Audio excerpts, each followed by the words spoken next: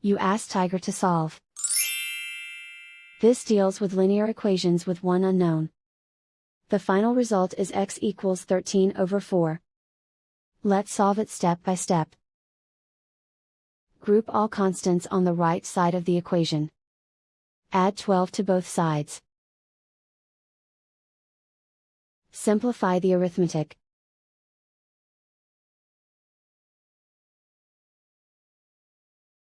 Isolate the x. Divide both sides by 8. Simplify the fraction. Find the greatest common factor of the numerator and denominator.